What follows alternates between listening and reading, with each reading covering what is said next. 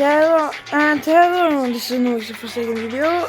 Today we'll be playing as Milestone 1 Slasher, or as I like to call him, Jason, or me. So yeah, see you all when the round begins.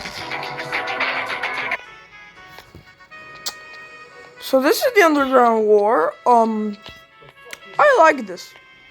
See, everybody has a different spec for mobile, especially when that comes to Android. And it's safe to say for many, even on the lowest settings, it don't run too good. It's a big and one issue that's been requested many times. The demand for sensitivity options or even just more responsive controls has been ignored each time. I mean, once Sony came to PC, the mobile port was released the day after. If they spent a bit more time and had a bit more care for the end user, then perhaps the rooftop chase section wouldn't be so awkward for so many people. You can tell that adoring fans don't want to bring down the game more like with staggeringly negative reviews. This is purely feedback. Feedback that's probably been heard, but obviously ignored. Yet why should they care?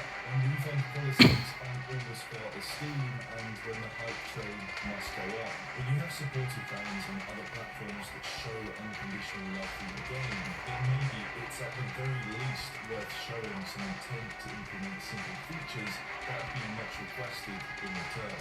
Simple features that only going to help improve the overall customer experience.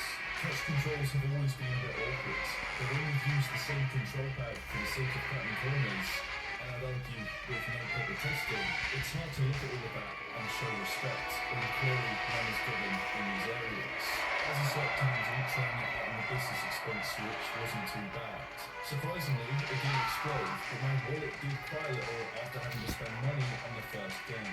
Now, to be clear, it's not that each game needs to have constant updates, and getting a lack of sensitivity option for mobile may seem trivial, but that's not the point. It's the principle behind it, the way you're treated and how it is a customer. I mean, just to be petty, each game still has the quit button, but it doesn't even close the app. It's just a black screen, and that's it. I get it if the brand is very much, once it's done, and every fault is a feature. And that, unironically, a big part of the entertainment value is the rough nature behind each game. There are many games I've played in the past that are low budget and wacky as hell, but still provide some entertainment value, whether that's intentional or not. But to be honest, I think everybody knows the deal at this point. However, that doesn't mean it's a good one. Now, just to add, when they did create their own dedicated mobile game, it was about as simple as it gets. The whole premise of it is that you hop from one room to another while smashing two of the same project, and that's it. You do that for as long as you can while collecting coins that you need 50 years to use the claw machine. The pay-to-win mechanic is that the claw machine is how you unlock new characters to players. It's one of those games where watching ads is a faster way to progress, and RIP to whatever kid spent $50 to collect all the characters. I wouldn't even say that's the sin, it's just so simple, so unimaginative, that you can't help but think that this was just to cash out on your account. What sucks about all of this is that you can see growth, but there's still some of that less desired practice lingering. After looking at all of this for way longer than I should, all they need to do is slow down a bit. They don't need to rush anymore, they already have a pretty dedicated fan base. Perhaps with a slower pace, more focus on the content in hand, attention to other equally as valid audiences, and a bit more consideration for your user is what's needed to really drive things up a notch. Either way, with that all said, Spooks have been higher since the last release, and it's genuinely interesting to see where these guys will go. It's had such a weird start, and to see things kind of improve is always nice. But surprisingly enough, the future isn't just going to be bound down, because on the 20th of June this year, they announced their new separate project, Unplayed. The Steam description says that you get to play as plague doctors with your friends in this multiplayer co-op medieval horror.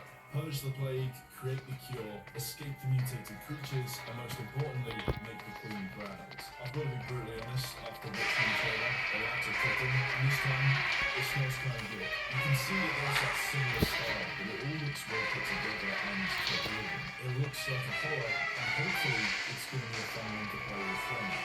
There's no telling if this is going to kick off, but there are many games like this. However, it does already show some high level of development. So it's anybody's guess as to how this may impact the Garten of Banban.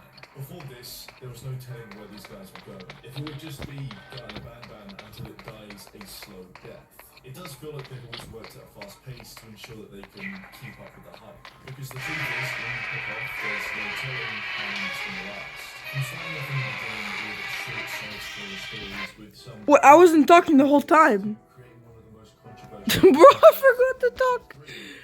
I just locked in, but guess I couldn't win. different. This whole story as it's Well, that's the video.